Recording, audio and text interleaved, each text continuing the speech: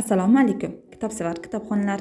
Ohangaron shahar axborot kutubxona markazi sizlarga yozuvchi Abdulla Qahhorning hikoyalar to'plami kitobini o'qishni tavsiya etadi.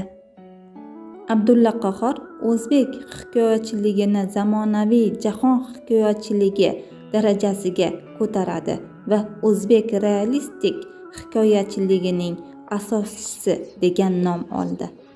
Uning hikoyalari birinchi navbatda samimiyligi, ishontirish kuchi bilan kishini hayratda qoldiradi. Yozuvchi tasviridagi hamma narsa hayot hodisasi, aynan bo'lib o'tgan voqea real hayotning bir bo'lagi, epizodi bo'lib gavdalanadi. Bundan ham muhimi, yozuvchining o'sha hayot hodisalarini o'ziga xos tarzda badiiy idrok etishi, mag'zini chaqib ularga xilma-xil original va teran ma'nolar topishi, kashf etishi hikoyalarga o'ziga xos joziba baxsh etgan. Aziz kitobxonlar, ushbu kitobni o'qishni xohlasangiz, Ohangaron shahar axborot kutubxona markaziga tashrif buyuring.